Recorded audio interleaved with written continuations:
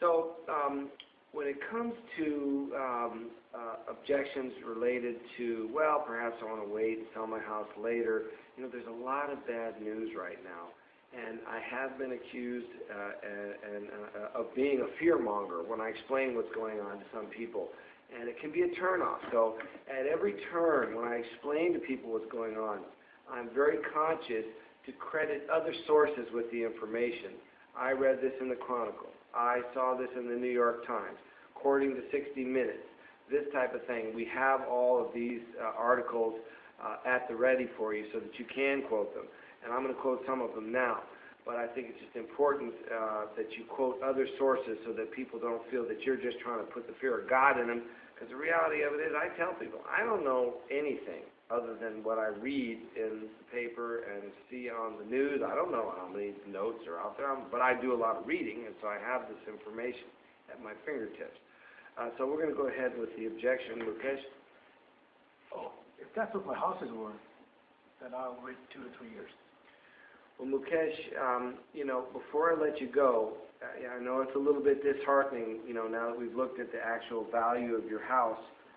But the fact of the matter is, Mukesh, the house is worth approximately $500,000 now, and you mentioned to me that you have a loan balance of perhaps $200,000. So at the moment you have, roughly $300,000 equity in the property.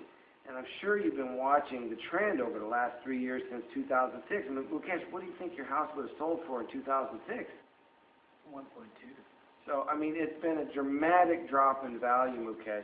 And so what I want you to be aware of, because I hear people tell me that, well, I'll wait a couple, 2, 3 years. But what people, that tell me that perhaps are not aware of are some of the things I read, for instance, in the New York Times last month. You can Google this yourself, Mukesh. In the New York Times last month, it stated that there will literally be 48% of every homeowner in the entire country will be upside down on their loans by 2012. Half of the country, Mukesh. In the Chronicle last week, we're talking, early March 2010, the Chronicle stated that right now in March of 2010, 35% of the entire state of California is upside down on their loans. If the entire country is going to be upside down by the year 2012, and California is one of the worst hit states, it may well be that 60% of the entire state of California will be upside down in the next 2 years. I'll tell you this right now, as we sit here right now in March of 2010, 65% of the state of Nevada, the entire state, but again, this is in the New York Times. I don't know anything, Mukesh. I'm telling you what I've been reading. 65% of the entire state of Nevada is upside down on their loans. What we're talking about here, is an economic tsunami. But this is uncharted territory. There has never been a displacement of this level and number of people in the history of this country. If this ends up with 60% of the entire state of California being upside down on their loans, there is a great likelihood that perhaps 40 or 50% of everyone in the state of California could find themselves being evicted in the next 3 to 5 years. So if your thinking is that you can wait this out and in 2 or 3 years find yourself in a better situation, I'm here to tell you that, I wouldn't be doing my job if I didn't alert you that that is going to be a much longer cycle. I'll give you another example. Japan had a crash in their real estate prices in 1991. That is 19 years ago, and their values are at less than 50% still right now, 19 years later, to what they were in 1991. So, you still have $300,000 equity, Mukesh.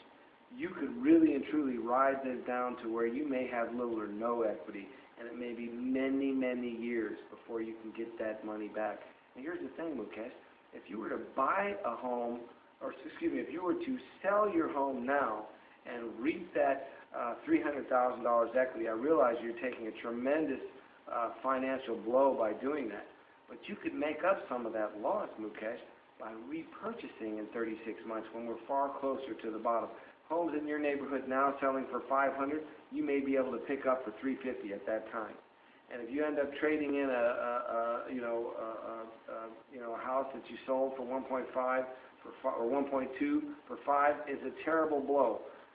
But if you then sell it, recoup your cash, and end up with a house where you sell it now, you may be able to take the $300 you reap now and practically buy a house outright in 36 months in the neighborhood. Okay.